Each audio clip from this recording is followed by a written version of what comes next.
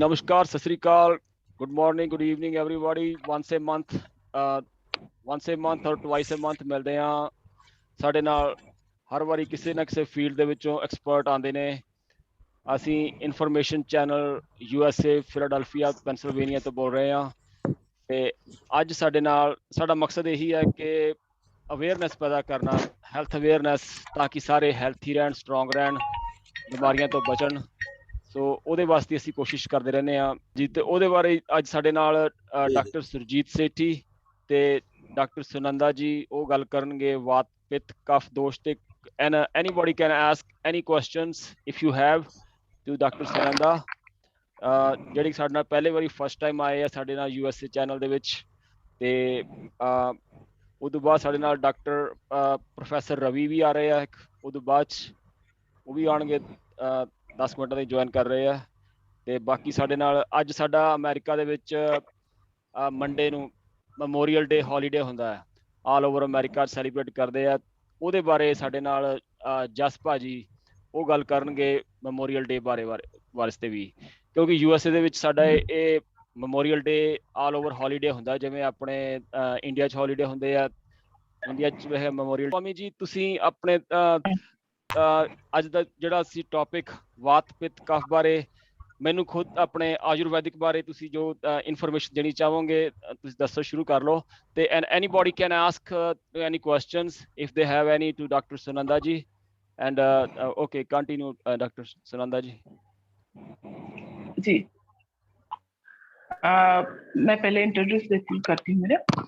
मैं डॉक्टर सुनंदा गोस्वामी छत्तीसगढ़ से इंडिया से हूँ। मैं एक आयुर्वेदाचार्य हूँ। मैं मेडिकल ऑफिसर हूँ आयुर्वेद में। और मेरे को जो क्वेश्चन करना है आप कर सकते हैं, बात पित्त कफ के बारे में। आप किसी कोई क्वेश्चन है तो आप कर सकते हैं। Thank you. ओके हाँ जी, पहला तो क्वेश्चन मैं आही करूँगा कि सानू वैसे बाहर साडे तां अमेरिका 'ਚ ਤਾਂ ਜਿਹੜੇ ਹੁੰਦੇ ਆ ਜ਼ਿਆਦਾ ਅਮਰੀਕਨ ਦਵਾਈਆਂ ਹੀ ਖਾਂਦੇ ਆ। ਮੈਡੀਕਲ ਜਿਹੜਾ ਹੁੰਦਾ ਇੰਗਲਿਸ਼ ਸਿਸਟਮ ਜਿਹੜਾ ਇਹਨਾਂ ਦਾ, ਤੇ ਆਯੁਰਵੈਦਿਕ ਬਾਰੇ ਨੌਲੇਜ ਬਹੁਤ ਘੱਟ ਹੈ। ਤੁਸੀਂ ਮਾੜਾ ਜਿਹਾ ਪਹਿਲਾਂ ਇਹ ਦੱਸੋ ਵੀ ਹੁੰਦਾ ਕੀ ਹੈ ਵਾਤ ਪਿੱਤ ਕਫ। ਮੈਂ ਤਾਂ ਆਪ YouTube ਤੇ ਮੈਂ ਥੋੜਾ ਬਹੁਤ ਹੁਣ मैं सीखा ਜਦੋਂ जिन्हें डॉक्टर सुरजीत जुड़िया। आयुर्वेदिक है क्या चीज जी, उसके बारे में बताएंगे जी। आयुर्वेदिक है क्या चीज, पहला तुम पता ही नहीं ना, इधर कह रहे हो ना। हाँ जी, US तो आयुर्वेदिक है क्या चीज, किसको बोलते हैं आयुर्वेदिक? जी आयुर्वेद का अर्थ होता है जो वेद में आयु को बढ़ाने वाला। आयु मतलब होता है जीवन, लाइफ, पूरा लाइफ को जो अच्छे तरीके से हम जी सकते हैं, और जिस वेद में या ग्रंथ में या शास्त्र में उसके बारे में उल्लेख होता है उसी को आयुर्वेद कहा जाता है। हमारे आयुर्वेद के बारे में एक श्लोक है जिसको संस्कृत में श्लोक है, हिताहितम सुखम दुखम आयुस्तस्य हिताहितम मानंच तत्तजत्रोक्तम आयुर्वेद प्रोच्यते। ये ऋषि मुनियों का दिया हुआ हमारे लिए अनमोल तोहफा है। ये जो हमारे हित आयु और अहित आयु, सुख और दुख, ये सब के बारे में हमको बताते हैं, इसी को आयुर्वेद बोलते हैं। और हम इसका अर्थ होता है ज्ञान। जिस ग्रंथ से हमको स्वस्थ जीवन जीने का ज्ञान प्राप्त करते हैं उसे ही आयुर्वेद कहा जाता है। आयु प्राप्ति का उपाय हम जहां से पाते हैं, मतलब स्वस्थ आयु, स्वस्थ लाइफ, मतलब हेल्दी लाइफ जीने का उपाय जहां से मिलता है उसी को आयुर्वेद कहा जाता है। स्वस्थ जीवन का जो जीने का कला है इसी को ही आयुर्वेद कहा जाता है। आयुर्वेद एक जीवन पद्धति है। जीवन जीने का बोध, जीवन जीने का प्रक्रिया और जीवन जीने का पद्धति, यही है आयुर्वेद। आयुर्वेद केवल एक चिकित्सा नहीं है, ये शारीरिक, मानसिक और आध्यात्मिक रूप से जीवन जीने का एक बहुत प्राचीन पद्धति है जो ऋषि मुनियों ने हमें तोहफे में दिए हैं। ये एक जीवन जीने का एक सार्वभौमिक वैज्ञानिक पद्धति है। जो आयुर्वेद को जानता है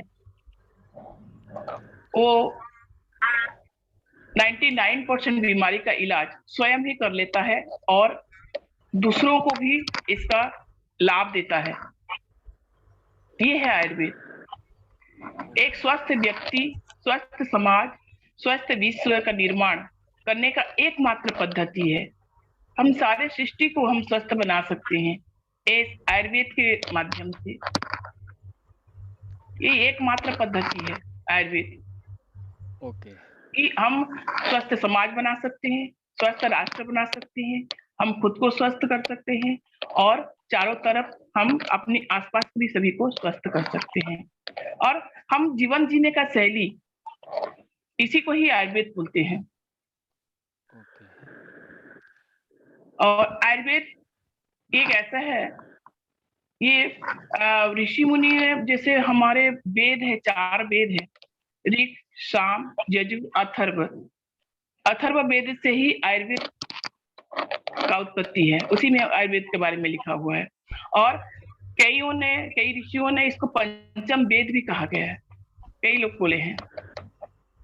इसका उद्देश्य है स्वास्थ्य से स्वास्थ्य रक्षणम एवं आतुरस्य विकार प्रशमनम च। एक संस्कृत में श्लोक है, स्वास्थ्य से स्वास्थ्य रक्षण मतलब स्वस्थ व्यक्ति का स्वास्थ्य को रक्षा करना, और विकार से आतुर से विकार प्रशमन च मतलब आतुर व्यक्ति, आतुर किसको बोलते हैं? रोगी को, जो पेशेंट है उसी को ही आतुर, आतुर संस्कृत वर्ड है ये आतुर मतलब दुखी, दुखी मतलब जो स्वास्थ्य से दुखी है, मन से तन से दुखी है, इसका ही उपचार करना। क्योंकि ये आध्यात्मिक, शारीरिक और मानसिक तीनों स्वास्थ्य को ये ठीक करता है आयुर्वेद, इसी को आयुर्वेद बोलते हैं। Thank you. ओके हाँ जी, मैं एक रिपीट कर दिया, anyone can ask questions to for if they have any questions. कोई भी क्वेश्चन डॉक्टर साहब ਨੂੰ ਪੁੱਛ ਸਕਦੇ ਆ ਜੇ ਕੋਈ ਚਾਹੋ ਤਾਂ। हाँ जी, कोई क्वेश्चन होवे कोई भी पूछ सकते। ਪਹਿਲਾਂ ਮੈਂ ਹੀ ਪੁੱਛ ਲਵਾਂ, ਵਾਤ ਪਿੱਤ ਕਫ, ਇਹਦੇ ਬਾਰੇ ਤੁਸੀਂ ਸਮਝਾਓ, ਇਹਦਾ ਮਤਲਬ ਕੀ, ਵਾਤ ਕੀ ਹੁੰਦਾ, ਪਿੱਤ ਕੀ ਹੁੰਦਾ, ਤੇ what is ਵਾਤ ਪਿੱਤ ਐਂਡ ਕਫ, ਜਿਹੜਾ ਮੈਂ ਇਹਦੇ ਬਾਰੇ हाँ जी थोड़ा ਜਿਹਾ डिटेल्स।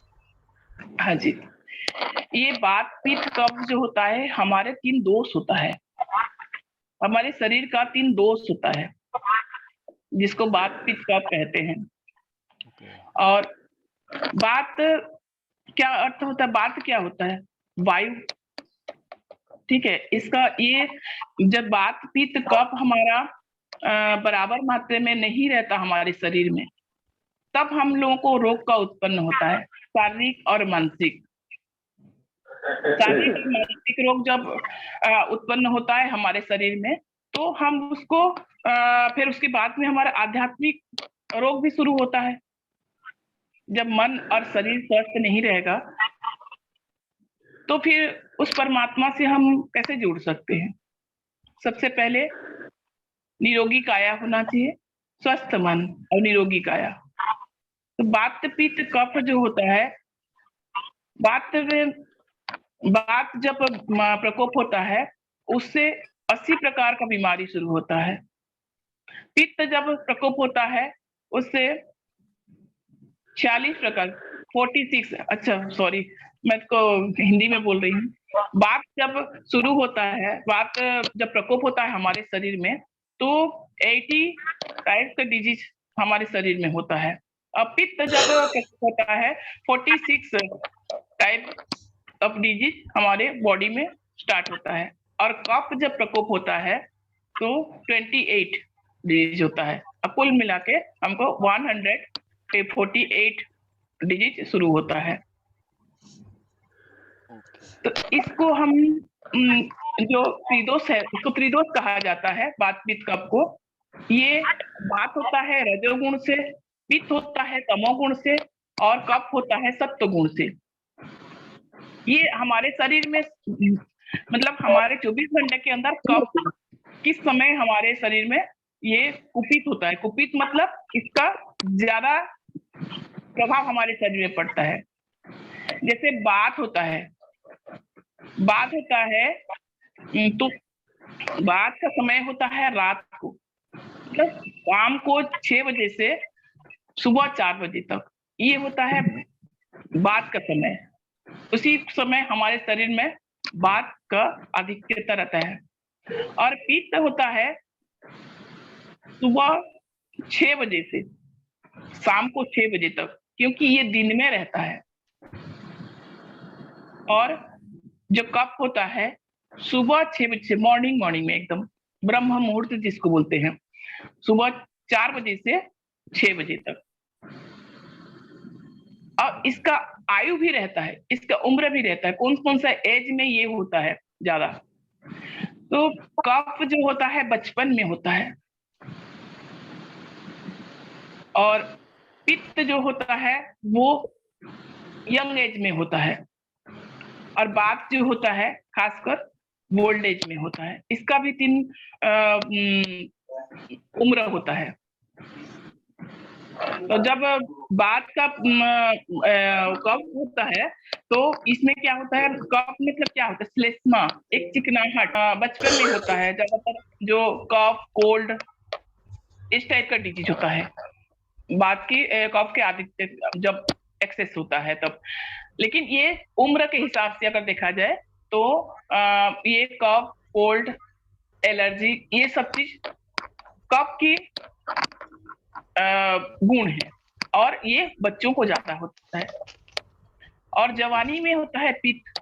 इसका गुण क्या है कि ये सब डायरेक्ट पेट के संबंधी होता है, indigestion, gas, acidity, chest burn, skin disease, और स्किन डिजीज होता है, मुंह सूखना, बार बार मुंह सूखता है, और उसमें दिमाग में भी बहुत असर करता है। ये यंग एज में होता है। और बुढ़ापे में क्या होता है, जो बात होता है बुढ़ापे में होता है, और ये जैसे जोड़ों में दर्द, जॉइंट पेन, आर्थराइटिस, रियूमेटिक, ये सब चीज होता है। और ये तीनों जब बिगड़ता है तो हमारे शरीर में 148 डिजीज का आरंभ हो जाता है। अब बात की कफ जो होता है, ये एक वैज्ञानिक सिद्धांत है। मैं एक छोटा सा उदाहरण से बताऊंगी आप लोगों को कि जैसे हम दिन भर में जो भोजन करते हैं, भोजन को पचने के बाद में जब हम रात को सोते हैं तो वायु क्या करता है, वायु का काम होता है गति, मतलब वेग आगे बढ़ाता है। तो जो भोजन हमारा पाचन होता है, पाचन होने के बाद में श्लेष्मा जो होता है, कफ होता है, वो चिकनाहट टाइप का होता है। तो वो जो हमारे अंदर में जो मल सृष्टि होता है, भोजन से जो मल बनता है, तो उस मल को धीरे धीरे बाहर निकालने में कोशिश करता है, मतलब हेल्प करता है। तो इसीलिए जब हम लोग मॉर्निंग में जल्दी उठ जाते हैं तो वो पेट अच्छा से साफ हो जाता है। कफ से चिकनाहट के कारण हमारे सुबह का मल त्याग जो होता है आसानी से हो जाता है। इसीलिए जब हम सुबह जल्दी उठते हैं तो पेट एकदम साफ हो जाता है। और देरी से उठने से हमारा शरीर में क्या होता है, पित्त का प्रकोप शुरू हो जाया रहता है, तो पेट साफ नहीं हो पाता, पेट के बीमारियां आरंभ हो जाता है। तब क्या होता है, जो हमारे स्टूल है, पित्त का गुण क्या है, रुक्ष, रुक्ष मतलब सूखापन। तो कफ क्या करता है, हमारे पित्त क्या करता है, हमारे मल को सुखा देता है। और वायु का काम तो खत्म हो जाया रहता है, क्योंकि उसको रात का काम रहता है उसका, तो वो हमारे पेट साफ होने में परेशानी होता है। उसके बाद क्या होता है, हमारे पेट में एसिडिटी, गैस, जलन, कॉन्स्टिपेशन इत्यादि इत्यादि बहुत सारे बीमारी पेट संबंधी शुरू हो जाता है। और सबसे जितना भी बीमारी होता है हमारे शरीर में, और सबसे मेन कारण होता है हमारे पेट इंडाइजेशन। पेट में इंडाइजेशन का सबसे मेन कारण होता है इंडाइजेशन। आयुर्वेद में तो इसी को माना गया है कि इंडाइजेशन ही सभी बीमारी का कारण है। चाहे आपको टेंशन हो, चाहे आप दुखी हो, चाहे आप पूजा पाठ नहीं कर पा रहे हो, चाहे आप बीमार पड़े हो, चाहे आप कोई भी प्रकार बीमारी हमारे पेट से ही शुरू होता है। Thank you. Thank you. जो आयुर्वेद में जीवन ऋतुचर्या, दिनचर्या, रात्रिचर्या जो है, इसके बारे में फिर कभी डिस्कस करेंगे। और जो हमारे जीवन शैली है, जीवन शैली को है आपको चेंज करना पड़ेगा। इसमें क्या है, जैसे जीवन शैली मतलब दिनचर्या से शुरू करते हैं। जैसे सुबह हम उठते हैं, सुबह उठने के बाद में सबसे पहले काम हमारा ये होता है कि 2 गिलास पानी पीना। ये मैं आम बात बता रही हूँ, जनरल सी बात। तो 2 गिलास पानी पीना खाली पेट में। उसके बाद में आपको फ्रेश होने जाना है, ठीक है। तो फ्रेश होने के बाद में आपको एक्सरसाइज करना है, योगा प्राणायाम ये सब करना है। उसके बाद में योगा प्राणायाम करने के आधे घंटे बाद में आप कुछ ब्रेकफास्ट ले सकते हैं। और उस ब्रेकफास्ट में आपको सलाद टाइप का कुछ खाना होना चाहिए, सुपाच्य चीज। फिर दोपहर में जैसे वात पित्त कफ को बराबर करने के लिए आपको ऑयली चीज को अवॉइड करना है। अच्छे से फल फ्रूट को ज्यादा यूज करना है, हरी पत्ती वाला सब्जी को ज्यादा यूज करना है। और लाइफस्टाइल को चेंज करना है, जैसे बैठने का तरीका, उठने का तरीका, मतलब एक लाइफस्टाइल जैसे इंडियन लाइफस्टाइल है। अभी तो इंडिया के लोग सब वेस्टर्न कल्चर को, मैं सॉरी बोलना चाह रही हूँ, लेकिन वेस्टर्न कल्चर को अपना लिए हैं। लेकिन इंडिया में जो कल्चर है, इंडिया में जो लाइफस्टाइल है, यही आयुर्वेद है, कोई और अलग से नहीं है। हम सुबह से शाम तक ही आयुर्वेद को ही जी रहे हैं, लेकिन हमको पता नहीं है। राइट। एसिड रिफ्लेक्स जो होता है ना, खाना पचता नहीं है। समझ गए। इसमें आयुर्वेद में बहुत अच्छा एक तरीका बताया गया है आपको। इसमें है मतलब पानी से आप इसको इस चीज को पानी से ही आप कोई मेडिसिन लेने की जरूरत नहीं है। आप ये पानी से ही आप इसका मतलब काफी रिलैक्स महसूस करेंगे। पानी के पीने का तरीका, इसमें एक श्लोक है, अजीर्णे भेषजम बारी जीर्णे बारी बलप्रदम भोजने चामृतम बारी भोजनांते विषमपयम। इसका एक श्लोक है आयुर्वेद में, अजीर्णे भेषजम बारी। जब हमारे खाया हुआ अन्न पच जाता है, डाइजेस्ट हो जाता है, उसके बाद में जो हम पानी पीते हैं, तो वो पानी हमारे लिए अमृत तुल्य काम करता है। भोजने चामृतम बारी भोजनांते विषमपयम अजीर्णे भेषजम बारी। मतलब जैसे मतलब अजीर्ण है, मतलब इंडाइजेशन हुआ है आपको। इंडाइजेशन होगा तब तो एसिडिटी होगा ना जी। राइट। हाँ, जो भोजन हम ग्रहण करेंगे तो उसको जब हम नहीं पचा पाएंगे, तभी तो हम लोगों का इंडाइजेशन होगा, गैस होगा, एसिडिटी होगा। भोजने चामृतम, हाँ, अजीर्णे भेषजम बारी, मतलब जब हम ज्यादा हमको ऐसा लग रहा है कि एसिडिटी हो रहा है, हम पचा नहीं पा रहे हैं खाना को, भोजन को अपना, तो आप क्या करेंगे, हल्का सा कुनकुना पानी आप पिएंगे। कुछ नहीं, सिंपल सा है ना, हल्का सा कुनकुना पानी पिएंगे। अजीर्णे भेषजम बारी जीर्णे बारी बलप्रदम, मतलब जब भोजन पच जाता है, डाइजेशन हो जाता है भोजन, तब हमको ऐसा लगता है पेट जैसे हल्का हो जाता है। उसके बाद में जो पानी हम पीते हैं, तो वो हमारे शरीर को बल प्रदान करता है, शक्ति प्रदान करता है, वो हमारे लिए अमृत तुल्य होता है। ठीक है। अब कई लोगों का ये कहना रहता है कि भोजन के बीच में पानी नहीं पीना चाहिए। भोजने चामृतम बारी, इसमें कहा गया है भोजने चामृतम बारी, मतलब भोजन करते समय में थोड़े थोड़े सिप करके थोड़े थोड़े देर में, बहुत पानी नहीं, 1-2 घूंट पानी अगर पिएंगे, ये अमृत का काम करता है। ओके, सो डॉक्टर दस्या के नाने के पानी पीना चाहिए।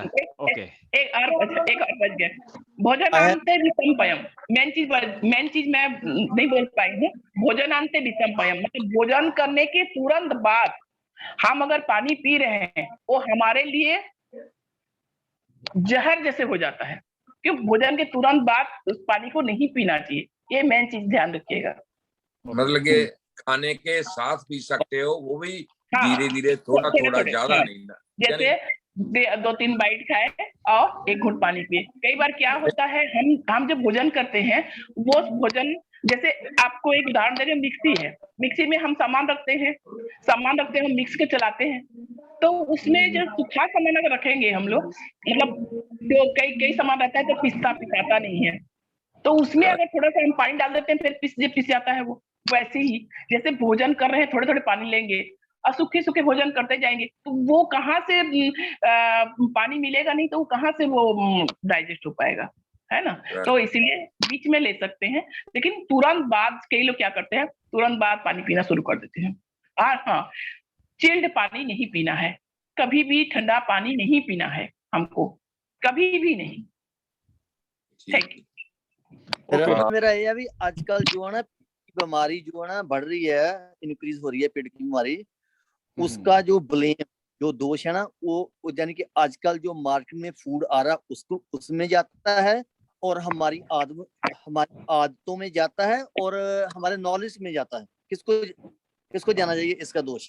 हाँ जी doctor Sunanda, there's a question about who should we blame for stomach diseases these days? पेट की बीमारियों के लिए is the food habits or the knowledge? This is a question. हाँ, मैं कहूंगी कि ये तीनों में जाता है, हमारा हैबिट में भी जाता है, और मार्केट में जो फूड मिल रहा है उसमें भी जाता है, और हमको इसका नॉलेज नहीं है, ये तीनों में ही जाता है। मैं तीनों को मैं को हिंदी भी ठीक से बोलना नहीं आता, मैं तीनों को ही राइट करूंगी। क्योंकि हमारा हैबिट जो क्या है, किस भोजन के साथ किस भोजन नहीं खाना चाहिए, ये हमको नॉलेज नहीं है।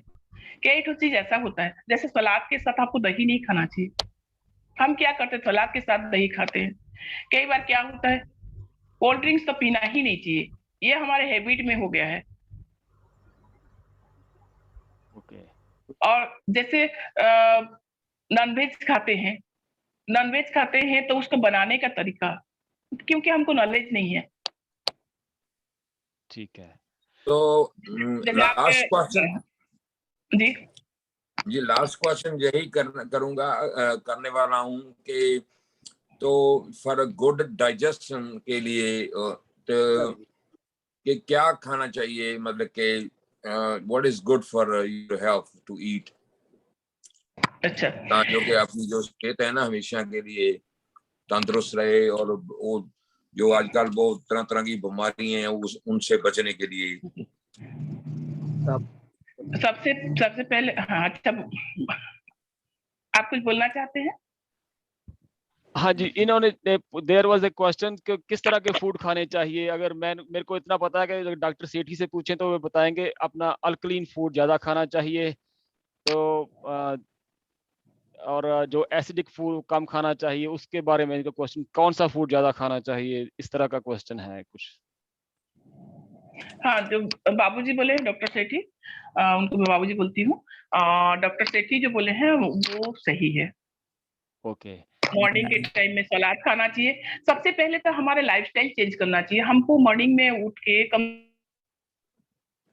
हर चीज के लिए समय दे रहे हैं, हम पार्टी के लिए समय दे रहे हैं, हम शादी ब्याह के लिए समय दे रहे हैं, हर चीज एंजॉय कर रहे हैं उसके लिए समय दे रहे हैं, अपनी शरीर के लिए हम समय नहीं दे रहे हैं। तो वो क्या होता है, हमारे आयुर्वेद के शास्त्र के हिसाब से हम जिसको इग्नोर करते हैं, हम बॉडी को ही इग्नोर करते हैं ना, हर चीज को। देखिए, अब बिजनेस में है, आप सर्विस में है, हर जगह में हम समय दे रहे हैं कि नहीं, इंटरेस्ट दे रहे हैं कि नहीं, लेकिन हमारे बॉडी में हम क्यों इंटरेस्ट नहीं देंगे, जिसमें हमको जीना है, जिसमें हमको रहना है।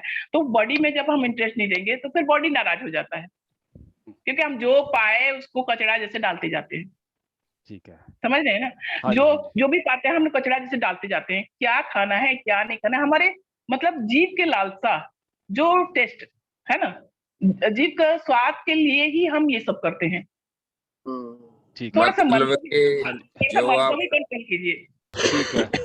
जो आप कह रहे हैं उसका मतलब यही है कि देखो हम कितना काम करते हैं और पेट के लिए करते हैं कि उसके लिए बहुत थोड़ा टाइम हम निकालते हैं खाने के लिए। In other words, when it is time to eat and we should relax, सबसे पहले आई थिंक थोड़ा रिलैक्स होकर फिर खाना खा चाहिए, ताकि कि वो खुद पर खुद पचन पेट जो है वो काम करेगा।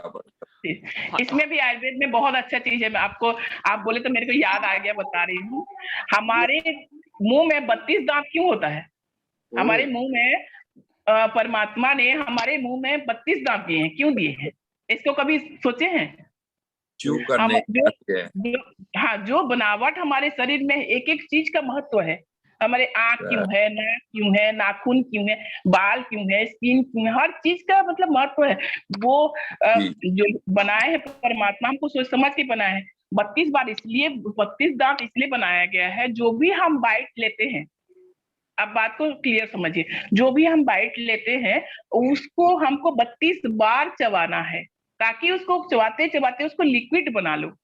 ठीक है, लिक्विड बनाने के बाद में उसको हम अंदर निगलना चाहिए, ताकि वो आसानी से डाइजेस्ट हुआ। मतलब आपको उसमें क्या होगा, आपको भोजन कम खाना पड़ेगा, क्योंकि बहुत टाइम तक खाते खाते आपका मन भर जाएगा। ठीक है, खाने की इच्छा खत्म हो जाएगा आपका, तो आपको ज्यादा खाने की इच्छा नहीं होगा। एक और जल्दी जल्दी हम जब खाते हैं, कितना खा रहे हैं हमको कोई पता नहीं रहता, खाए जाते हैं।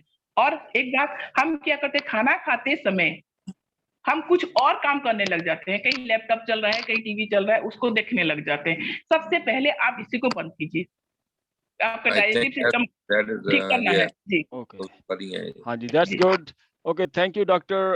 Sunanda ji. I have one question before I go to the next one. जैसे बच्चों में in the kids like allergies हो जाती हैं, खांसी जुकाम जैसे वेदर के साथ, उसका क्या इलाज है? जैसे जुकाम, गला खराब, उसका जैसे वेदर, चेस्ट का प्रॉब्लम आती है, वो बच्चों में कई बार आती है इधर अमेरिका में, वेदर चेंज में आता है ज्यादा, या वो उसका क्या सोल्यूशन क्या है?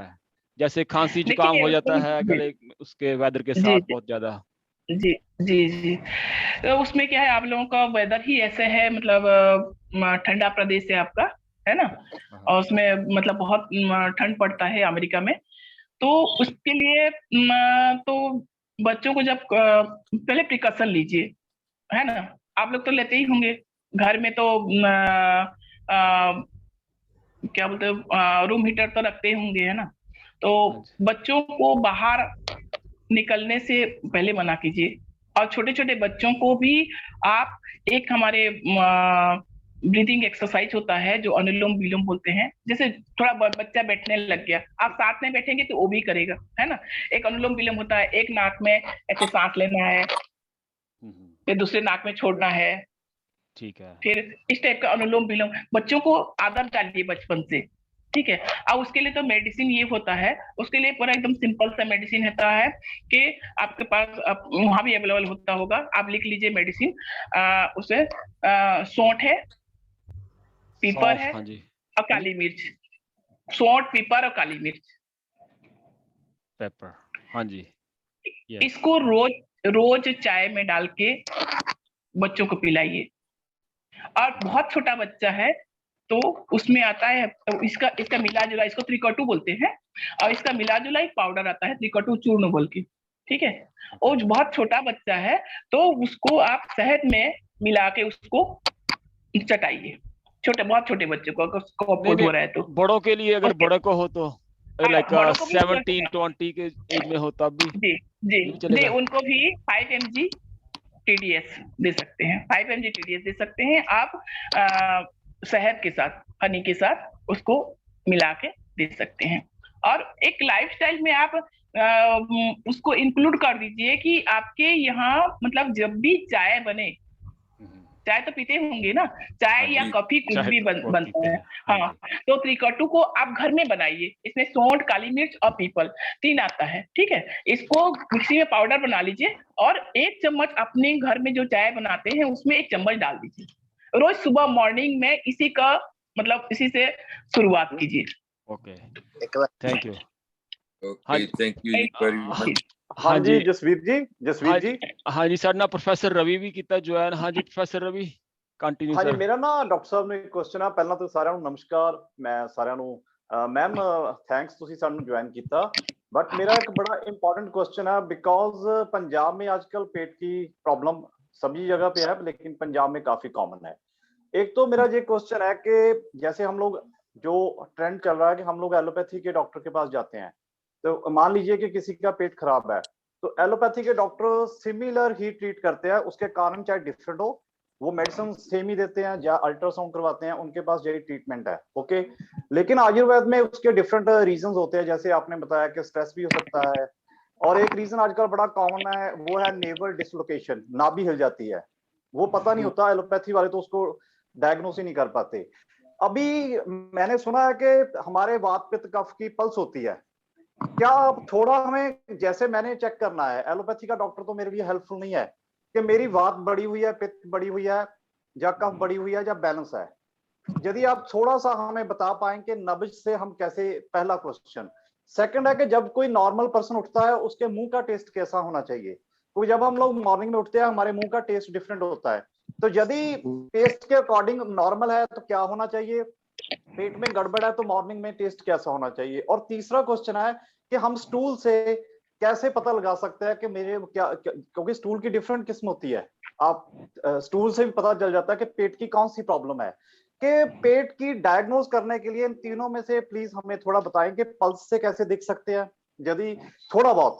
दूसरा मेरा क्वेश्चन है कि मुंह का टेस्ट कैसा होना चाहिए, और तीसरा स्टूल कैसी होनी चाहिए जिससे पता चले कि मेरा डाइजेशन नॉर्मल है या डाइजेशन में क्या प्रॉब्लम है, जिस स्ट्रेस के कारण हो रहा है या इनडाइजेशन हो रहा है, जहां नाभि हिली हुई है। तो प्लीज ये मेरा क्वेश्चन है। सॉरी, मैं इसका जवाब मैं नहीं दे रही हूँ अभी, इसको ना बाबूजी देंगे डॉक्टर सेठी, ये उसके बाबूजी डॉक्टर सेठी देंगे। ऐसा है, मैं डॉक्टर सेठी पेशा से हूँ। तो इसमें क्या है, जब हमारे अंदर देखो जो टॉयलेट है कैसी आनी चाहिए, जैसे हमने देखा ना जलेबी का मांड बनाते हैं, जलेबी जैसे बिल्कुल है, आप जलेबी बनाने से पहले आप देखते हैं ना मांड बनाते हैं, जब पिट्ठी बनाते हैं, पिट्ठी बोलते हैं हमारे, ठीक है ना। ऐसी अगर आ रही है तो आपका तीनों बैलेंस है, वात पित्त और कफ। अगर कुछ भी अनपची आ रही है इसका मतलब आपको इंडाइजेशन की प्रॉब्लम है। जैसे अलग अलग आ रहा, हर चीज अलग अलग पड़ी है अंदर आपके टॉयलेट के अंदर, ठीक है ना। उससे इसका मतलब है आपके जो भी चीज आ रहा है इंडाइजेशन है, अंदर सड़ रहा है, गल नहीं रहा है, उससे आप अपने आप को ये महसूस कर सकते हैं अभी कुछ प्रॉब्लम है पेट के अंदर। और दूसरी बात, जब हमें एक्चुअल में क्या होता है, हमें खाना जब शरीर मांगे तब हमने देना होता है। हम क्या करते हैं, हम टाइम देखा भी इतने टाइम बजे 1 बजे का टाइम है खाने का तो खाना खा लिया, नहीं, शरीर मांगता है हमारा खाना प्रकृति के हिसाब से। क्योंकि जो हम खाना खाते हैं इससे सिर्फ हमें 30% एनर्जी मिलती है, जो 70% एनर्जी है हमारे जो 5 महाभूत हैं, पृथ्वी, जल, अग्नि, वायु और आकाश, ये पांचों का भी रोल है, 70% इसका रोल है हमारे। तो इसको हम साथ लेके चलते हैं, वो उसी हिसाब से हमारे शरीर पे मांग होती है, तभी खाना हमें तभी ही खाना चाहिए। हमने क्या फिक्स कर रखा है टाइम अपना, कभी भी टाइम उस अपने फिक्स टाइम पे ना खाइए, जब शरीर मांगे तब इसको खुराक दो। फिर आप देखोगे कि आपको टॉयलेट जाने की जरूरत जाते ही, क्योंकि उस समय आपको अंदर से बेग उठेगा, वो प्रकृति भी आपके साथ होती है, हाथों हाथ आपका पेट साफ हो जाएगा। करके देखिए, आप इसको आजमा के देखिए, जब शरीर मांगे तब आप खाना दीजिए, तो आप देखोगे आपको कभी ना तो बात बढ़ेगा, ना कफ बढ़ेगा, ना पित्त बढ़ेगा, ये कोई प्रॉब्लम ना। आपके मुंह का टेस्ट, क्योंकि जब मुंह का टेस्ट है जो हमारा, जब एसिडिटी अंदर बढ़ती है, जब पित्त रोग बढ़ता है तो ये खारा खारा होगा, सुबह जब उठेंगे तो आपको एकदम अजीब सा लगेगा। और जब ये कफ बढ़े होगी, अंदर से कफ प्रकृति बड़ी है, तो आपके मुंह अंदर से ना वो गाढ़ा सा मंदिर ना चिपचिपाहट सी महसूस करेंगे आप। तो जी ये वात और पित्त का तो दोनों का हो गया, कफ का ये ऐसा मुंह का टेस्ट ऐसा होगा हमारा। सो इसलिए मैं चाहूंगा कि जब भी आप खाना खाएं अपने हिसाब से ना खाएं, जब शरीर मांगे तब दे। और इसको आपको मैंने पहले भी बताया था भी हम खाना खाएं तो कितना खाएं। जैसे हमारी ये 2 मुट्ठियां है ना, जितनी हाथ में आता है ये हमारी डाइट है, इससे हमारा जो स्टोमक है उसका साइज है उतना इतना की खाएं हम क्या है बहुत ज़्यादा खा लेते हैं, फिर वो गड़बड़ होती है अंदर, क्योंकि 4 हिस्से हमारा स्टोमक में 4 पार्ट होते हैं। एक पार्ट तो हमारा खाने के लिए हो गया, एक वायु के लिए रखना है, एक पानी के लिए भी थोड़ा सा रखना है अंदर, नहीं तो एक चीज से भर लेंगे तो अंदर दूसरी नहीं जा पाएगी प्रॉपर। बहुत आमतौर अच्छी पे इसको इंफॉर्मेशन 350 ग्राम के करीब 350 ग्राम जो मुट्ठी का जो साइज है ना, बड़े बच्चों के, मैं तो ये नॉर्मल बता दी, जितना बच्चों का है उतनी बच्चे की डाइट होगी, जितनी मुट्ठी बनेगी ये, और बड़ों की है उस हिसाब से। जो बड़ों की है वो 350 ग्राम के करीब बनता है। 350 ग्राम का मतलब चौथा हिस्सा वो हमारी डाइट है, क्योंकि 350 ग्राम तो इसका वेट हो गया ना, पूरा साइज हो गया, अब इतना इसके अंदर जाएगा। वो 4 पार्ट में जब चौथा हिस्सा हम करते हैं, देख लो उतनी डाइट है हमारी 90 ग्राम के करीब। वो उतनी डाइट एट ए टाइम हमने वो उतना ही खाना चाहिए हमें। फिर हमारा देखोगे आपका ना वात बढ़ेगा, ना पित्त बढ़ेगा, ना कफ बढ़ेगा, आपको नॉर्मल रहेगा। और हम दूसरी तरफ, मैं इसको और क्वेश्चन को इसको आगे लेता हूँ कि इसको जैसे इन्होंने बताया रजो तमो सतोगुण, 3 गुणों से हमारी प्रकृति ये बनती है, उससे 5 तत्व बनते हैं, जी उससे ही ये 5, जो जैसे मैंने बताया ना 30% तो हमें एक्चुअल में ऊर्जा इससे मिलती है खाने से, 70% प्रकृति से, जो 5 ये हमारे महाभूत हैं। तो उसमें क्या है, जो रजोगुण है, रजोगुण से क्या होता है, वायु तत्व बनता है हमारा, और जो सतोगुण है उससे जो आकाश तत्व बनता है, और तमोगुण से पृथ्वी तत्व बनता है, और सतो और तमोगुण से जल तत्व बनता है, और सतो और रजोगुण से अग्नि तत्व बनता है। ये इसका लिंक है इससे के साथ। ये 5 तत्व ऐसे बनते हैं। हमारे शरीर का रचना कैसे हुई है, मैं आपको अब रचना के बारे में बताता हूँ। हमें ये भी पता होना चाहिए कि हमारा शरीर कैसे बनता है। 3 तो गुण हो गए, ये 5 भूत हो गए, ठीक है। देखो पहले क्या हुआ, 3 गुण, फिर पहले बना आकाश तत्व, आकाश के पुंज से बना वायु तत्व, वायु के पुंज से बना अग्नि तत्व, अग्नि के पुंज से बना जल तत्व, जल के पुंज से बना पृथ्वी तत्व। इनको जैसे जैसे हम इनका वॉल्यूम बढ़ता जाता है वैसे वैसे ये तत्व बनते हैं। तो इसमें क्या है, ये इसको दूसरी भाषा में हम अपनी जो दूसरी, इसको इलेक्ट्रॉन प्रोटॉन न्यूट्रॉन भी कहते हैं। रजो तमो सतोगुण को इलेक्ट्रॉन प्रोटॉन न्यूट्रॉन भी कहते हैं, और दूसरी तरफ ब्रह्मा विष्णु महेश भी कहते हैं। इन्हीं को तीनों को अपनी अपनी भाषा में हर एक का स्टाइल है कहने का। जैसे इलेक्ट्रॉन है, इलेक्ट्रॉन स्टेबल रहता है, एकदम सेंटर के धुरे पे रहता है।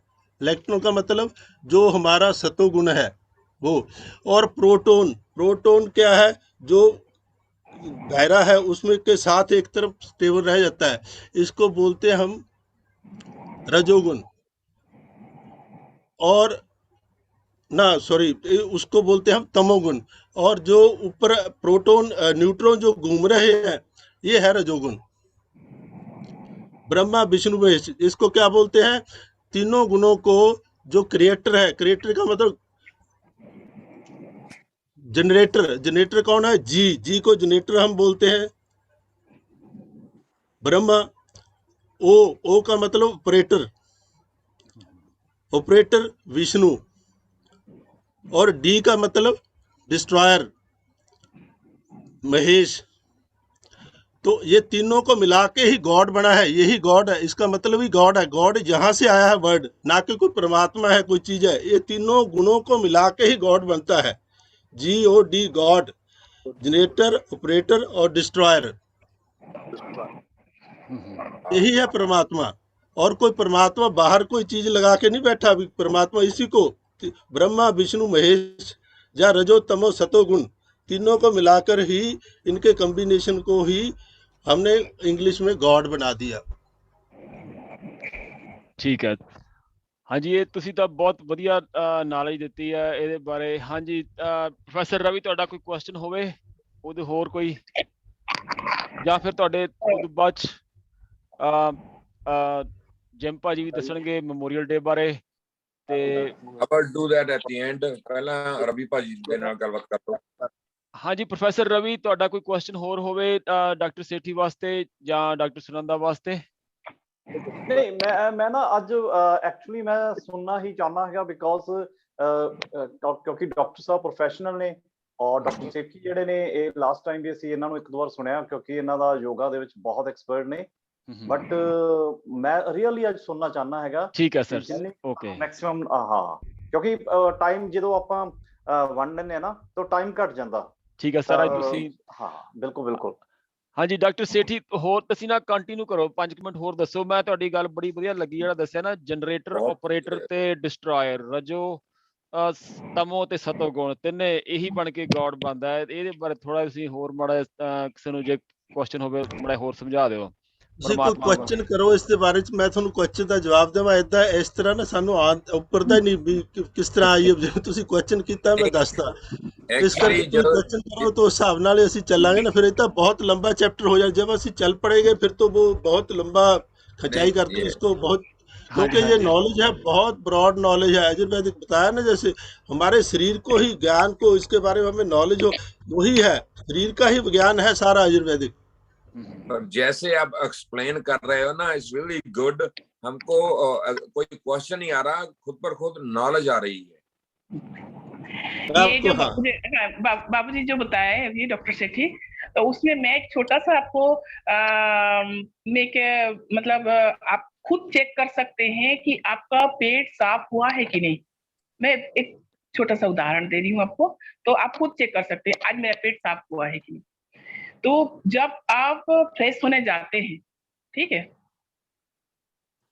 तो आप जितना टाइम तक यूरिन करते हैं, ठीक है, जितना समय तक यूरिन करते हैं, मान लीजिए आपको 1 मिनट में यूरिन पूरा पास हो गया, तो 2 मिनट में आपका स्टूल पास हो जाना चाहिए। तब समझ जाइए कि आप पेट साफ हो गया, पूरा क्लियर हो गया, आपको कोई कॉन्स्टिपेशन नहीं है। मतलब टॉयलेट में जाते ही आपका पेट साफ हो जाना चाहिए।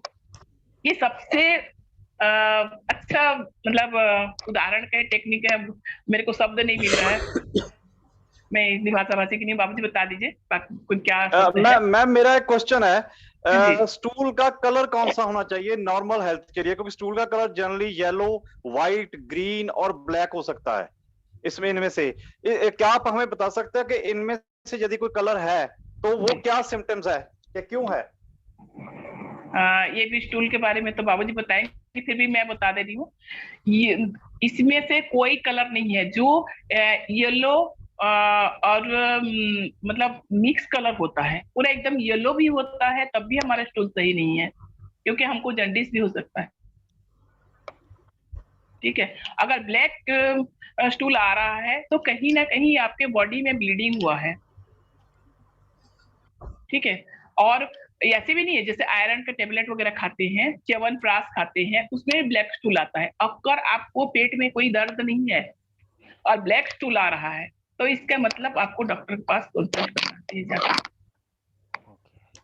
और व्हाइट स्टूल आया मतलब तो ये तो फिर सोचने वाली बात है। ठीक है, ये तीनों का जो कलर बताए, ग्रीन तो आना ही नहीं चाहिए, और मतलब येलो और जैसे मिट्टी कलर होता है, मिट्टी और येलो को मिला देने से जो कलर होता है उसी कलर का स्टूल होना चाहिए। ये परफेक्ट है, बाकी बाबूजी बताएंगे। Thank you. तो मैं और इसके बारे में बताना, कब हमें क्या करना चाहिए, कब खाना चाहिए, कब नहीं खाना चाहिए, मैं उसके बारे में थोड़ा सा डिटेल बनाता हूँ। प्रकृति ने हमारे को कैसे कैसे सिस्टम बनाया है, भी ये अंदर से जो हमारा मेटाबॉलिज्म है वो कैसे काम करता है।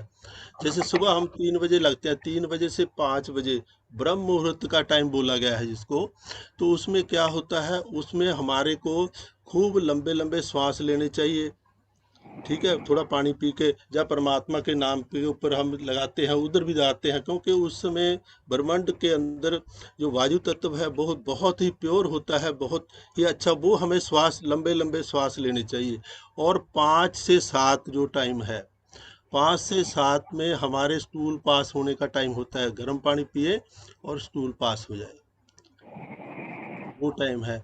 और 7 से 9 और 9 से 11, इसमें हमें बहुत, जैसे मॉर्निंग का टाइम है उसमें हमें नाश्ता करते हैं, पूरा बादशाहों की तरह, राजाओं की तरह खाना खाएं, क्योंकि उस समय जो है हमारे अंदर सूर्य ऊपर से सूर्य चढ़ जाता है, तो जो पित्त प्रकृति है बहुत ज़्यादा बढ़ती है, वो हाजम करने में हमारे खाने को हाजम करने की मदद करती है।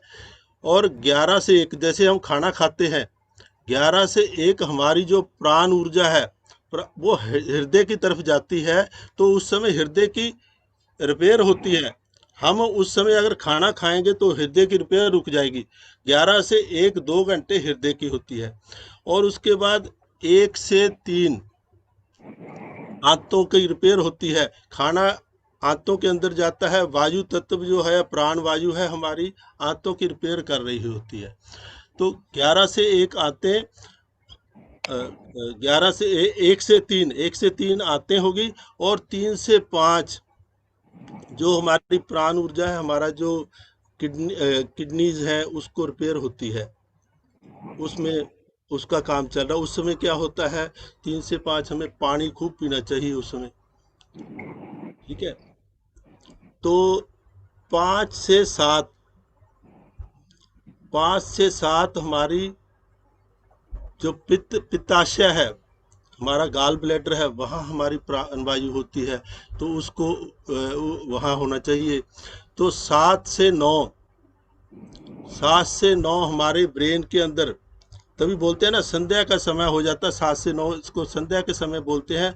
तो हमारी उस समय ब्रेन की रिपेयर होती है, हमें एकदम शांत बैठकर तो अपना, जैसे परमात्मा का कोई नाम लेते हैं, संध्या का टाइम हो गया, परमात्मा का नाम लो, लंबे गहरे श्वास लो, एकदम शांत रहिए। उस समय शरीर के अंदर कुछ मत डालिए, क्योंकि अगर हम उस समय खाते हैं तो हमारी जो ब्रेन की है प्राण ऊर्जा हमारी वहाँ काम कर रही होती है, हमारा मेटाबॉलिज्म ब्रेन की रिपेयर कर रहा होता है, उसमें हमारे प्रॉब्लम आ जाएगी। तो क्योंकि उसको डाइजेस्ट करने में लगेगी ऊर्जा, इधर लग जाएगी डाइजेस्ट करने में, तो उसमें प्रॉब्लम आएगी। 9 से 11 हमारी रीढ़ की हड्डी में होती है हमारी प्राण ऊर्जा, उस समय हमें लेट जाना चाहिए शांत होकर। और 11 से 1 हमारी प्राण ऊर्जा होती है जो इसमें हमारे पित्ताशय के अंदर चल जाती है। वहाँ उस समय क्या होता है, ये जो हमारा पित्ताशय है ना, ये 24 घंटे में एक बार खुलता है, जो क्योंकि इसमें जो गाल ब्लैडर है इसको हम मामूली सी बात समझते हैं। जब डॉक्टर ने बोला भी इसके अंदर आपके पेन हो रही है तो निकाल दो इसको, अरे ये हमारा स्टोर हाउस है एक तरह का। 24 घंटे में इस जितने भी रस हमारे ऊपर से निकलते हैं वो गाल ब्लैडर में आते हैं पहले, फिर वो मिक्स करके उस हिसाब से ही अपने हिसाब से डाइजेशन के लिए वो स्टोमक में भेजता है। ठीक है ना, अब वो जब वो निकाल ही देंगे हम, या उस समय हम जागते हैं काम करते हैं, वो जो रस है प्रॉपर वो खुल नहीं पाता, और वो रस अंदर स्टोमक में नहीं जा पाता। तो इसी उसके कारण क्या होता है कि हमारी ये जो वात पित्त कफ तीनों रोग, इनडाइजेशन की प्रॉब्लम होगी, उस जो खाएंगे हम वो गलेगा नहीं, सड़ जाएगा। तो इसी से समस्या होती है। पहले पेट में इंडिकेशन तो ब्रेन दे ही देता है, पेट में भी आपके ये प्रॉब्लम आ गई। जो इसलिए इस समय हमें बहुत गहरी नींद में सोया होना चाहिए, नींद तभी इस समय नींद ज़्यादा आती है। और जो आगे का हो गया 1 से 3, 3 से ये हो गया 1 से 3 हो गया ना, जो ना 1 से 3, ये 11 से 1 से 3 जो टाइम है वो हमारे लिवर की रिपेयर होती है। उस समय हमें पूरी तरह गाढ़ी नींद में सो जाना चाहिए, सोए होना चाहिए, क्योंकि लिवर और हार्ट ये दोनों ही हमारे बहुत ही इम्पोर्टेंट ऑर्गन है बॉडी के लिए। जैसे हम खाना खाते हैं, खाना खाने के बाद हमें हल्की सी नींद आती है ना, क्योंकि सारा ब्रेन से जो डाइजेशन के लिए ब्रेन जो है अपनी इधर से भी ऊर्जा आती है, ब्लड को उधर भेजता है भी जल्दी जल्दी इसको हाजम करें। 20-25 मिनट हम बोलते हैं दोपहर का, जैसे खाना खाते हैं तो दोपहर में रेस्ट कीजिए हल्का सा, क्योंकि उस समय आप में ऊँग सी आती है, एकदम मस्ती सी चढ़ती है, भी सो जाएं। वो सिर्फ 20 मिनट के लिए होता है, क्योंकि वो ऊर्जा सारे प्राण की जितना ब्लड है वो इंटेस्टाइन के अंदर आ जाता है, उसमें जी, उसको डाइजेस्ट करने पे लगाता है। that's ये good. हमारा 2-2 घंटे का जो प्रोसेसिंग है पूरा ना, जो प्रकृति के हिसाब से बना हुआ है। अगर हम इसको थोड़ा सा भी इधर उधर करते हैं, उस समय हम खाना खाते हैं तो वो उसकी ऑर्गन की रिपेयर होनी कम हो जाती है, उसकी रिपेयर नहीं हो पाती, तो वो इंडाइजेशन में फिर उधर सड़ेगा। वो ही ऑर्गन की हमें वो प्रॉब्लम होती है। आजकल देखो ना, मोस्ट प्रोबेबली हम देख रहे हैं किसी का फैटी लिवर हो गया, किसी को कहते गुर्दे की प्रॉब्लम पर स्टोन हो गया, क्योंकि उस समय हम जो चीज़ की रिक्वायरमेंट है वो करते नहीं, उस समय हम खाना डाल देते हैं उसमें, तो वो खाना पानी की बजाय वो चला गया, और वो जो प्राण ऊर्जा है हमारी उधर काम करने में उधर लग गई, तो इंडाइजेशन होगी आपको। ठीक है। इसलिए ये बहुत ये जो पूरा है, जो प्रकृति के हिसाब से हम चलेंगे कभी भी हम बीमार नहीं हो पाएंगे। आपको खाना जब शरीर मांगे तब दोगे, तो आप देखोगे जैसे सुनंदा बिटिया ने बताया, आपको जाते ही टॉयलेट बस जैसे बाथरूम करते हैं ना एकदम प्रेशर से, ऐसे 1-2 मिनट में आप पेट साफ हो जाएगा आपका।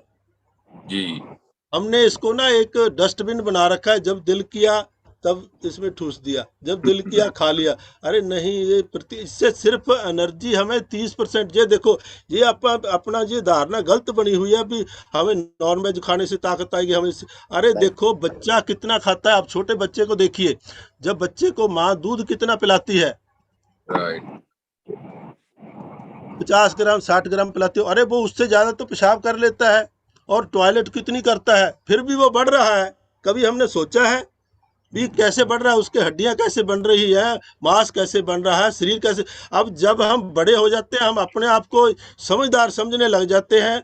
अरे भाई प्रकृति के ऊपर छोड़ के देखो, जो महात्मा लोग हैं कितना खाते हैं, अरे वो तो अपने आप जब स्टेबल हो गया, प्रकृति ने आपको स्टेबल कर दिया, तो फिर तो आप उस हिसाब से चलिए ना। बच्चे की तरफ देख के नहीं हम जीते भी, उस समय कहाँ से आ रही है ऊर्जा, ये वो क्या चीज उसको डेवलप कर रही है, क्या बढ़ा रहा है, वो अपने आप बढ़ रहे हैं ना, ऑर्गन सब कुछ चल रहा है ना काम। कभी वेरी सोचा है गुड हमने ये? इंफॉर्मेशन, हाँ जी, ठीक है, बहुत बहुत अच्छी इंफॉर्मेशन दे रहे हो आप, इट्स अमेजिंग। हाँ जी।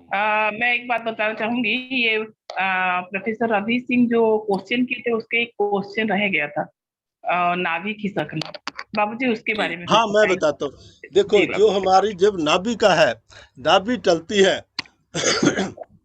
तो उसमें क्या है, हमारी, मैं इसका एक्सपर्ट हूँ, ये मैं ठीक करता हूँ। यहाँ पे मेरे पास नाभि के पेशेंट आते हैं। हमारी जो नाड़ियाँ हैं 72,000 नाड़ियाँ। जब देखो बच्चा गर्भ में होता है तो क्या होता है, तो हम कहाँ से श्वास लेते हैं, ये भी हमारा ब्रेन है, नाभि से ही लेते हैं। नाड़ू हमारा उसके साथ ही जुड़ा होता है ना, बच्चे का तब ब्रेन तो होता ही नहीं अंदर, तो यही होता है ना, नाड़ू इसके नाभि के साथ जुड़े होते हैं। इसके साथ क्या है, 72,000 नाड़ियां हमारी जुड़ी होती हैं। 72,000 नाड़ियां, जहां एक एक नाड़ी ज्वाइंट करती है, 1-2 नाड़ियां ज्वाइंट करती है, तो 114 चक्र बनते हैं।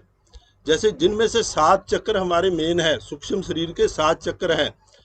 मूलाधार चक्र है, स्वादिष्ठान चक्र है, मणिपुर चक्र है, हृदय का चक्र है, अनाहत चक्र है, विशुद्धि चक्र है, आज्ञा चक्र है, सहस्त्रार चक्र है। ये जो 7 मेन चक्र हैं, बाकी 114 पॉइंट्स, आप पॉइंट्स लेके चलिए। जब नाभि टलती है हमारी, तो ये जो 72,000 नाड़ियां हमारे शरीर के अंदर सारी डिस्टर्ब हो जाती है। ब्रह्म ग्रंथि, हमारे 3 ग्रंथियां होती हैं, ब्रह्म ग्रंथि, विष्णु ग्रंथि और रुद्र ग्रंथि। ये इसमें गांठ पड़ जाती है, जब गांठ पड़ती है तो हमारा इंडाइजेशन, हमारी जो प्रॉब्लम पेट से ही बीमारी स्टार्ट होगी। तो ये नाभि ऊपर, ये एक्चुअल में हमें देखना कैसे होता है, नाभि हमारी टल गई, जो बीच वाली उंगली है ना हमारी, ये नाभि के ऊपर लगा के आप खाली पेट दबा के देखिए, अगर पल्स की आपको फीलिंग होती है वहाँ पे, तो इसका मतलब आपकी नाभि ठीक है। अगर जहीं ऊपर नीचे जो भी होती है भी आपका ऊपर चली गई, तो उसको, इसका लिए अगर टाइम हो तो मैं बताऊं भी इसको हम बैलेंस कैसे कर सकते हैं, कैसे जी नीचे आती है। क्योंकि मैं इसको करता हूँ, मेरे पास जहाँ इंस्ट्रूमेंट सब कुछ अपना रखा हुआ है, तो मेरे पास सुबह सुबह खाली पेट पेशेंट आते हैं इसके, इसी को मैं सेट करके, नाभि से मेन प्रॉब्लम, हमारी समस्या नाभि से ही चलती है, सारी बीमारियां। ये ठीक है तो आपकी 72,000 नाड़ियां ठीक है, क्योंकि हमारा जो यहाँ पर गाड़ा ये ब्रेन है एक तरह का हमारे नाभि के ऊपर, और जो हमारा ऊपर वाला ब्रेन, दोनों अगर इनकी ट्यूनिंग नहीं हो पाएगी तो ये संदेश देना बंद कर देगा इसको। ये तो संदेश देता है, जब देखो हमारा पेट खराब होता है, हमने क्या किया, हमने चूरन खा के उसको, भी हमारा गैस है, तो अब हमने उसका कारण नहीं ढूंढा कि कारण क्या है उसका गैस बनने का, हमने गैस का इलाज कर लिया, चूरन लिया या कोई गैस की टेबलेट ली, खाई अंदर, और गैस ठीक होगी। और ये क्या है, बाद में ये ब्रेन जो ऊपर वाला संदेश तो देगा, लेकिन ये एक्सेप्ट नहीं करेगा, ये बताएगा ही नहीं आपको पेट में गैस बन गई, और अंदर वो बीमारी आपकी पनपती रहेगी। इनकी ट्यूनिंग जरूरी है, दोनों ब्रेन की ट्यूनिंग होनी जरूरी है। जैसे गाड़ी का हमारी ट्यूनिंग थोड़ी सी डिस्टर्ब होती है, गाड़ी इधर जा, हम लेफ्ट साइड घुमाएंगे तो राइट जाएगी, कोई भी इम्बैलेंसिंग हो जाएगी। ऐसे ही हमारे शरीर का हिसाब है, पूरा प्रकृति ने बड़ा बैलेंस करके बनाया हुआ है। हमने प्रकृति के हिसाब से चलेंगे तो हम स्वस्थ रहेंगे, नहीं तो फिर चल ही रहा है प्रॉब्लम। इसलिए प्रॉब्लम आजकल बढ़ रही है, क्योंकि खाने पीने का हमारा स्टाइल चेंज हो चुका है, लोग अपने हिसाब से खाना चालू कर दिए। पुराने ज़माने में कौन से लोग बीमार होते थे, कितने अस्पताल से कितने डॉक्टर थे, देखो आप, वो अपने, क्योंकि वो 7 बजे सो जाते थे खा के, क्योंकि चंद्रमा नाड़ी स्टार्ट होगी तब, तो चंद्रमा में हमें सोना होता है, सूर्य का काम खत्म हो गया। ठीक है तो सर। आज हम रात को 12 बजे तो हम खाना खाते हैं, तो वो हमारे ऑर्गन की रिपेयर नहीं हो पाती अंदर से, हाँ जी इसलिए प्रॉब्लम, समस्या खड़ी होती है, वही ऑर्गन खराब हो जाता है। ठीक है। हाँ जी सर, यही दसिया कि डॉक्टर सेठी जी ने कि खाना घट खाओ, ਜ਼ਿਆਦਾ ਅਲਕਲੀਨ ਖਾਓ, ਫਰੈਸ਼ ਖਾਣਾ ਖਾਓ ਤੇ ਪੱਕਿਆ ਹੋਇਆ ਖਾਣਾ ਥੋੜਾ ਜਿਵੇਂ ਘਿਓ ਤਲੀਆਂ ਚੀਜ਼ਾਂ ਘੱਟ ਖਾਓ, ਜਿਵੇਂ ਇਹੀ ਗੱਲਾਂ ਦੱਸ ਰਹੇ ਆ। ਤੇ ਬਾਕੀ ਅੱਜ ਦੇ ਬਾਅਦ ਪ੍ਰੋਫੈਸਰ ਰਵੀ, ਤੁਹਾਡਾ ਕੋਈ ਹੋਰ ਕੁਐਸਚਨ ਹੋਵੇ ਜਾਂ ਫਿਰ ਆਪਾਂ ਨੈਕਸਟ, ਸਾਡੇ ਅੱਗੇ ਹੈਗੇ ਜਿਮ ਪੋਲਾ ਭਾਜੀ, ਸਾਨੂੰ ਮੈਮੋਰੀਅਲ ਡੇ ਬਾਰੇ ਦੱਸਣਗੇ, ਜਿਹੜਾ ਅੱਜ ਸਾਡਾ ਅਮਰੀਕਾ ਦਾ ਹੌਲੀਡੇ ਆ। ਤੇ ਇੱਕ हैप्पी ਹਾਂਜੀ आई वांट रियली थैंक्स, मैं मतलब ਉਹਨਾਂ ਦਾ ਡਾਕਟਰ ਸੇਠੀ ਦਾ ਰਿयली ਧੰਨਵਾਦ ਕਰਨਾ ਚਾਹੁੰਦਾ ਹਾਂ ਵੀ ਜਿਨ੍ਹਾਂ ਨੇ ਸਾਨੂੰ ਇੰਨਾ ਨੌਲੇਜ ਜੋ ਸਾਨੂੰ ਅੱਜ ਤੱਕ ਕਿਸੇ ਬੁੱਕਸ ਤੋਂ ਨਹੀਂ ਮਿਲਿਆ। ਜਿਵੇਂ ਕਿ ਵਾਂਸ ਅਗੇਨ ਮੈਂ ਵੀ ਤੁਹਾਡਾ ਜੀ ਬਹੁਤ ਧੰਨਵਾਦ ਕਰਨਾ ਚਾਹੁੰਦਾ, ਰੀਅਲੀ ਗੁੱਡ ਨੌਲੇਜ। ਉਹ ਨਾਭੀ ਦੀ ਉਹ ਅਗਲੀ ਵਾਰ ਨੂੰ ਕਰਾਂਗੇ ਜ਼ਰੂਰ ਕਿ ਕਿਵੇਂ ਉਹਨੂੰ ਫਿਕਸ ਕੀਤਾ ਜਾਵੇਗਾ, ਬਿਕੋਜ਼ ਅੱਜ ਲੱਗਦਾ we don't have enough time. ਤੇ ਫਾਈਨਲਾਈਜ਼ ਅੱਜ ਇਸੇ ਇਵੇਂ ਹੀ ਕਰ ਰਹੇ हैं। ਇੱਕ before you do that one, just ਮੈਂ ਇੱਕ ਵਾਰ ਸਮਰਾਈਜ਼ ਕਰਦਾ, ਡਾਕਟਰ ਸੇਠੀ ਯੋਗਾ ਕਰਾਉਂਦੇ ਆ every day 8 to 9 PM American time ਦੇ ਮੁਤਾबिक। anyone can join in our group to Dr. Sethi. That's every day, and that is free service. Anyone can join that class and ask him any question in future if they want. आप हमारी class में योगा वाली में आकर देखिए, हमारे हर एक master है, क्योंकि खाने के ऊपर से जब हम योगा कब करनी चाहिए, कैसी करनी चाहिए, मैं एक एक चीज़ बड़ी डिटेल से बताता हूँ। आप कुछ दिन आके देखिए हमारे पास, फिर आप मास्टर बन जाएंगे, आप अपने आप घर पे कर सकते हैं। मैं कहूँगा एक एक हफ्ता सभी लोग जितने भी इस समय सुन रहे हैं मेरे को, एक बार एक हफ्ता मेरे साथ ज्वाइन करके देखिए।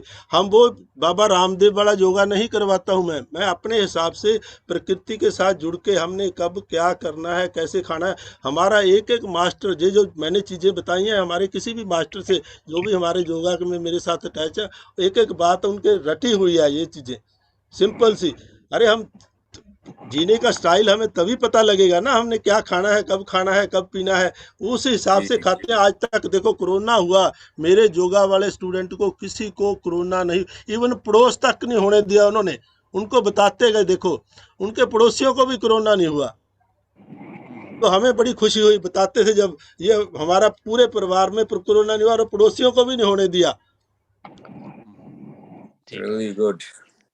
ओके तो ये है हमारे, आप आके देखिए हमारी क्लास में भी कैसे है। मैं तो सभी को रिक्वेस्ट करूंगा, फ्री ऑफ कॉस्ट है, कोई हमारी इसकी फीस नहीं है, फ्री करवाते हैं। जो हमारा इंडियन टाइम है 5:30 से 7 बजे तक।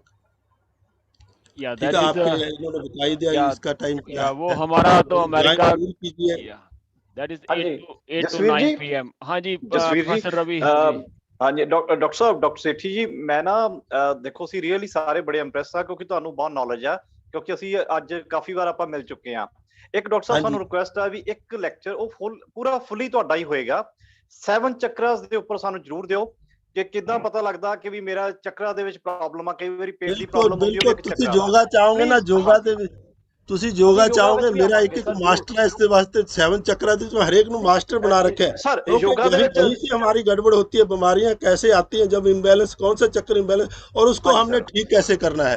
नाभि को छोड़ दो आप चक्रों के ऊपर, क्योंकि जो यस सर, बीमारी आती है हमारी पहले सूक्ष्म शरीर में आती है।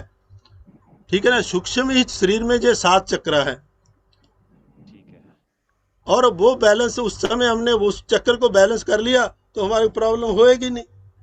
बिल्कुल।